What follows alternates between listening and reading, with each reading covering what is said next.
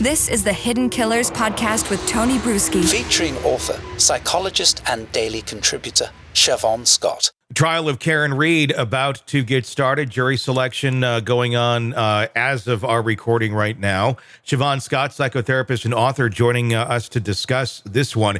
This is a case, especially locally where it is taking place, it has really divided a community and has got people out there in droves, protesting, really wanting to have their voice heard. I saw some things the other week of, I took my kids out of school to see this. Well, I guess it's an interesting field trip and a lesson in our justice system. But this is one where, of all the cases that I think we've seen recently, getting jurors that are unbiased on something like this has got to be difficult. What do you think they'd be looking for in something like this to truly get an unbiased juror? And I mean, and is it even possible if this taking place right where the crime took place?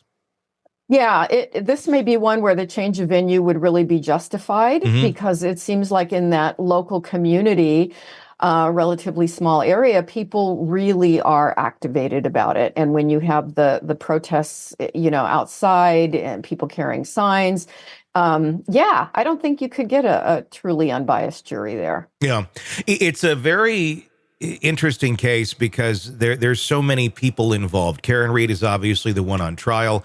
The defense has brought up an alternate suspect theory, which will be introduced later on. The judge saying, yeah, you can bring that up, just not in opening statements, but further on you can introduce that. And you have so many people in this with like little chunks of evidence here and there. Some pieces on almost everybody's hand point to having some sort of knowledge that John O'Keefe was dead or at least out there in the cold, in the snow on that fateful night. With all these people having some sort of knowledge, clearly the text messages that we've seen, is this a story where self-preservation is really what's being highlighted here? Some people having more knowledge than others maybe, but at the end of the day, they're going to cover for themselves, and that's why no one is taking any sort of accountability here? Yeah. It's what makes it so weird is all the different bits of information from all the different sources. I think it's why it's almost sort of like an Agatha Christie novel or something. It's like who done it? It's like there's all these possibilities. Yeah, and when you have officer involved, what I found interesting about the investigation is the fact that there's an officer that's dead that was in the front lawn of another officer. Have you ever seen a case where a police officer that gets killed or is dead not be investigated to a super crazy extent? I mean, this is an interesting one because they didn't investigate it very much at all. And I'm really wondering, had John O'Keefe died on someone else's lawn, or really anywhere, if he wasn't a police officer, would there have been more of an investigation? It's usually the opposite here, and it's very questionable as to why it wasn't more investigated, considering it's one of their own. Right. Yeah, I agree with you. You would certainly think so. Having Karen in a blackout state and the various statements that she made, it looked easy, I guess, up front. But yeah, we have to wonder, are there other motives going on? Let's talk about some of the testimony that is going to be given here in this case, and a lot of it eyewitness testimony, but it's coming from mainly people who were drunk. Hopefully the snowplow guy wasn't drunk. We have no blood alcohol level on him, but let's just assume he's not.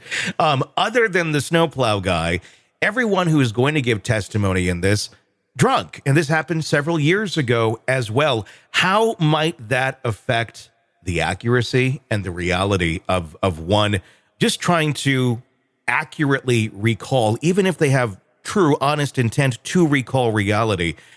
Is that even that possible to do? No, honestly. And I've seen so many cases where just because someone was intoxicated at the time of a crime, they were considered completely non-credible. And particularly when they're intoxicated to the point of being in a blackout.